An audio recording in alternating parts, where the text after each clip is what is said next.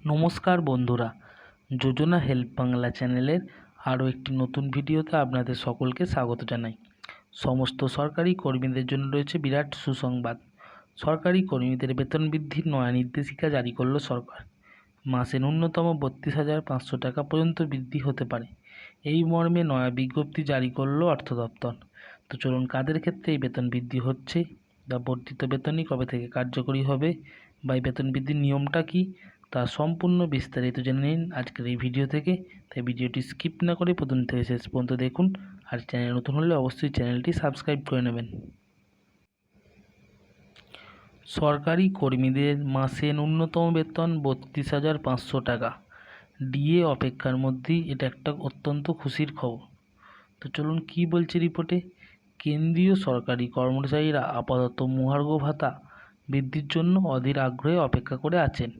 তারই মধ্যে ন্যূনতম বেতন নিয়ে একটি প্রস্তাব জমা পড়ল। তাতে কেন্দ্রীয় সরকারি কর্মচারীদের ন্যূনতম বেতন বাড়ানোর কথা বলা হয়েছে।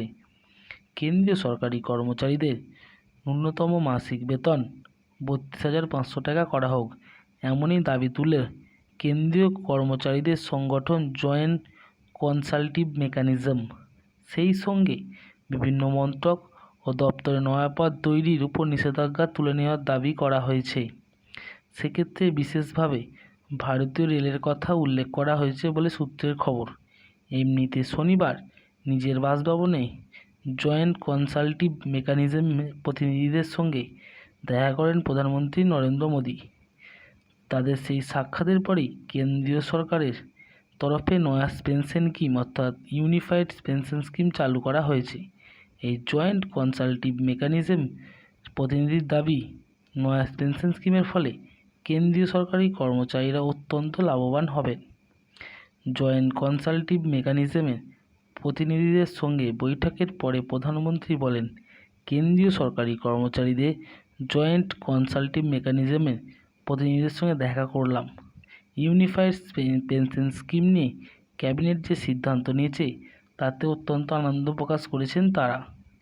আপাতত কেন্দ্রীয় সরকারি কর্মচারীদের সপ্তম বেতন কমিশনের আওতায় তারা বেতন পান। তারা আপাতত 50% হারে মহার্ঘ ভাতা পাচ্ছেন। অনেকেই আশা করেছিলেন যে ডিএর হার 50% হয়ে গেলে কেন্দ্রীয় সরকারি কর্মচারীদের বেসিক স্যালারির সঙ্গে ডিএ যুক্ত করে দেওয়া হবে, ফলে কেন্দ্রীয় সরকারি কর্মচারীদের বেতন বেড়ে যাবে। যদিও সেই পথে হাঁটেনি কেন্দ্র। সূত্রের খবর, এখন একবারে যখন অষ্টম বেতন কমিশন কার্যকর হবে তখনই কেন্দ্রীয় সরকারি কর্মচারীদের বেসিক স্যালারি বাড়ানো হবে। এমনিতে 2026 সালে 1 জানুয়ারি অষ্টম বেতন কমিশন কার্যকর হওয়ার কথা আছে। গত জুলাইয়ে কেন্দ্রীয় অর্থমন্ত্রকে রাষ্ট্রমন্ত্রী পঙ্কজ চৌধুরী জানিয়েছিলেন, অষ্টম বেতন কমিশন নিয়ে কেন্দ্রের কাছে 2টি প্রস্তাব জমা পড়েছে, তবে আপাতত সেই প্রস্তাব বিবেচনা করে দেখা হচ্ছে না বলে জানিয়েছেন কেন্দ্রীয় অর্থমন্ত্রকের রাষ্ট্রমন্ত্রী। তো বন্ধুরা, এই ছিল কেন্দ্রীয় সরকারি কর্মচারীদের বেতন বৃদ্ধি অর্থাৎ ডিএ সংক্রান্ত লেটেস্ট আপডেট, প্লাস তাদের যে নতুন pension scheme UPS unified pension scheme তা কীভাবে কার্যকরী হবে, বা নতুন অষ্টম পে কমিশন কবে বসছে, এই সংক্রান্ত সম্পূর্ণ আপডেট। যদি ভিডিওটা ভালো লাগে অবশ্যই চ্যানেলটি সাবস্ক্রাইব করবেন এবং পাশে থাকবেন। ধন্যবাদ।